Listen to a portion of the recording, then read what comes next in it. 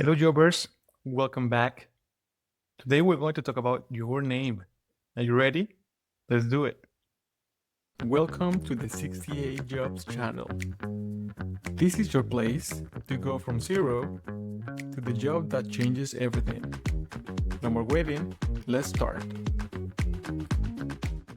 All right.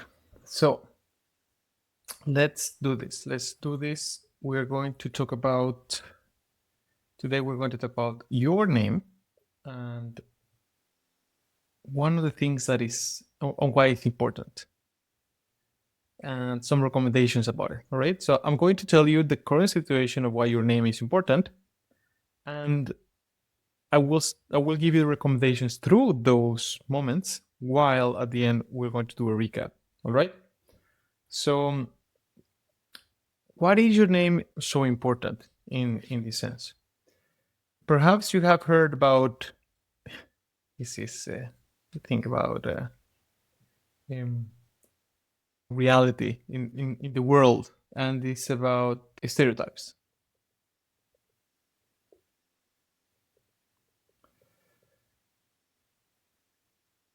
It sounds sometimes ugly to talk about stereotypes, yet it is part of their reality. Why is that? Because whatever you do, whatever job you're applying, how many, whatever times you are applying, how many CVs, whatever, the thing is, your name is the first thing they read. Literally, the name. It is in top of the CV. It is here. That is the thing. And when you apply, literally it says name. Yeah, well, and last name. The stereotypical thing is that, well, I will just put here also prejudice because of a story that I will tell, but yeah. It is that when they read it, a human, even you cannot stop thinking where this name comes from. It's part of our life. So when you have a name from a maybe not the region itself, but from the culture, from the vocabulary, it's like, can you actually read it or pronounce it based on the way you have heard it? So it comes to the point of, for example, if we use my name, Andres, yeah. So the first things that, of course, this is quite subjective, that it will come here is that the first things that you might understand, you might fear, not fear, sorry, you might feel is that is maybe a Spanish name, yeah, or perhaps is a Latin name. It's a Latin name, Andres, or maybe it has been mispronounced and it's Andreas, so it could be Nordic, or I could be Italian, or even this is the thing. And then it will give you even more of this curiosity to ask from which country it is, and then it comes even more deep into that. On if I say that I'm from Colombia, many of you will start to think about the thing that we already know, and if you don't, it's all fine. I mean, any other persons have these kind of feelings about the language. I'm sorry, about Colombia. So yeah, but now this is easy. I will say my name is in some kind of way easy. And of course, it comes into the last name. But then, what about if you cannot even, if a person that is going to read your name cannot even read it? And I will just put like this. Let me put this, for example, these Chinese names. Let's go to this one, and then let's copy this here and maybe a little bit here, and now we put it here. All right. So, what about if your name is from China? Yeah, and this is why the name became so important, because when I'm working with Chinese prospects, job seekers, jobbers, the first thing we actually talk about is your name, and even people from Japan, even people from Korea, also from Thailand, from Vietnam. Sometimes you can, I mean, even your name sounds weird. I mean, the Philippines have some kind of advantage because it has been mixed, but then it comes into this. And the first thing they ask me, and even when I talk to the HRs and some recruiting managers, this is come to a thing. It's like, should I post?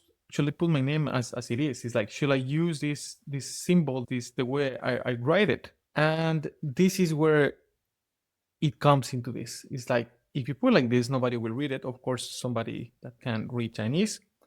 Then it comes the the way that it might sound in English. Of course, if you said your name is, let's call it Shen Li, yeah, I can pronounce that. However, this also comes into the stereotypical thing of where does it come from? Does this person can actually speak English? Does this person speak Swedish?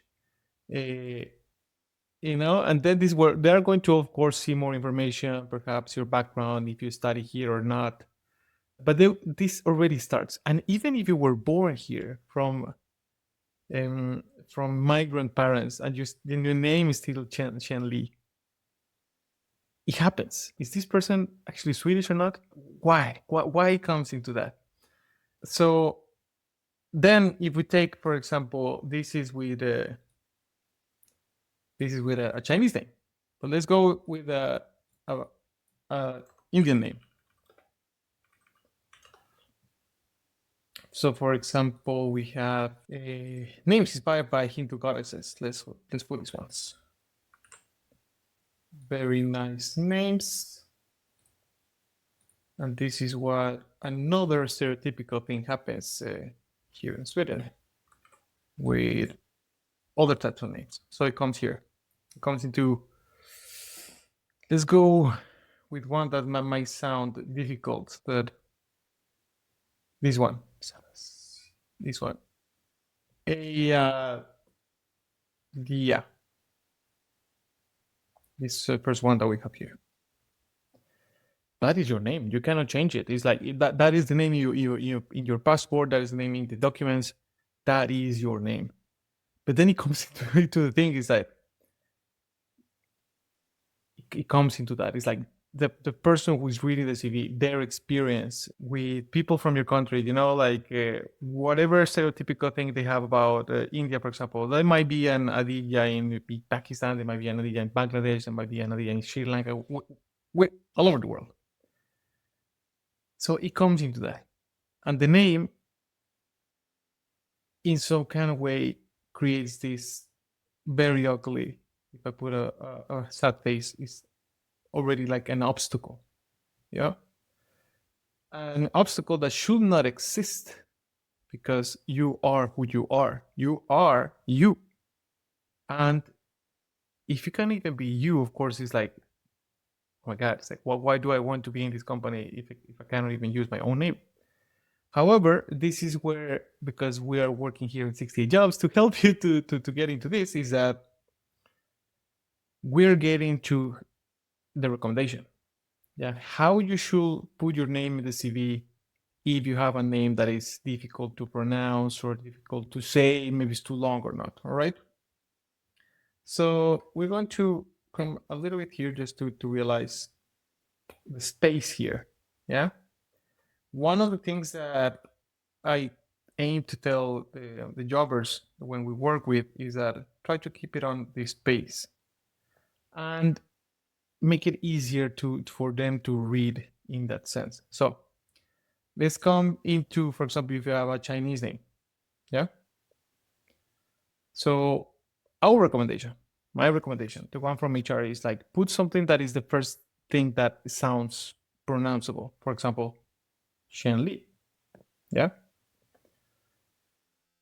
One of the things that I have seen and we recommend as well is that perhaps you can put a slash, or we can put a parenthesis, and you put if you're from China, sometimes you have an English name. It's like, I don't know, let's call it William. And this is also a really nice icebreaker. It's like people say Chen Li and say, why your name is William? Is not your name Chen Li? Yeah, but it's the English name that we decide to choose because sometimes it's difficult to do that. And then this is what I tell the people to write maybe the symbols. Apologies if I don't know how to write them, but yeah. So you're from China, it's your choice to put just 1, 2, or 3, or just 1 and 2, but the most pronounceable one. Then, if you are from India, and same thing, try to keep it in this space. So if you have a very last name, I have a name that his name was so long, but his name started with Arun, and then he was like ta ta ta ta ta ta. So at the end, he just said, "Call me Arun," and he used his last name, and also like his shortest last name or something that it was easy. So I think it was Arun Kumar Rahashtan, something like this. So apologies, Arun, if you're watching this, but it's short and it's pronounceable. If your name is mispronounceable, this is where we come into with the parentheses. Is Arun. So when they called you on the phone or when they send an email, everything, hi Arun. This is the name that we put. Call me William. I had a person that literally put. If we continue with the example of Chen Li, they put parentheses and they put call me William. Call me William. That's it. And this is how why your name is important, why it creates some kind of obstacle that we cannot control, but also what we can do to make it easier for the recruiters to read it. Because this is the opening.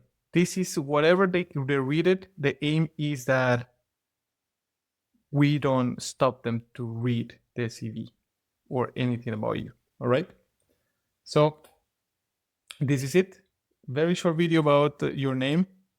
If you have any question about this, let's chat. If you have a weird name or how to put it on your CV, just let me know. And even if you have heard about somebody that cannot pronounce your name, just let me know. Have an amazing life. Sending you tons of good energy and a big hug. Bye bye.